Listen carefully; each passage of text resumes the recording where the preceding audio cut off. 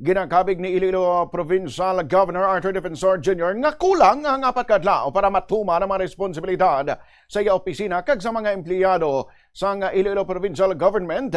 Kasunod ini isang direktiba ni Presidente Ferdinand Marcos Jr. nga pagpatuman sang 4 ka adlaw lang work week.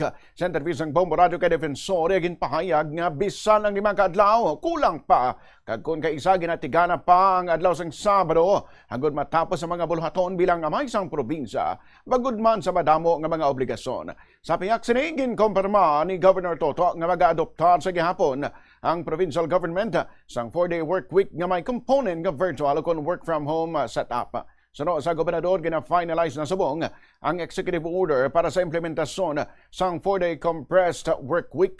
Sa madumduman nga ginmando ni Presidente Ferdinand Marcos Jr. ang temporaryo nga implementasyon sang 4 ka adlaw lang at trabaho kada semana sa pila ka opisina sang executive branch sugod Marso 9. Ini bilang kabahin sang tikang sang gobyerno akod makakonserve sang enerhiya kag mahaganahagan ang paggamit sang gatong sa dunga sang pagtimbuog sang preso sang langi sa kalibutan bangod sa nagapadayon nga krisis sa Middle East. Ang aton nga 4-day work week, we are considering it. But we are different. And we are having difficulty adjusting sa work hours. Pero mo, in a certain day, malabot ang punto nga hindi ka na effective. Even if we extend, we are trying to add renewable energy, ara kita dira sa subong.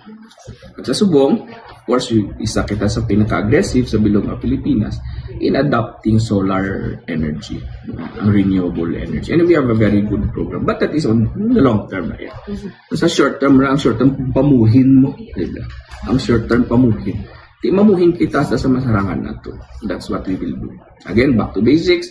Sundo na natin ng 114 hasta sa masarangan nato.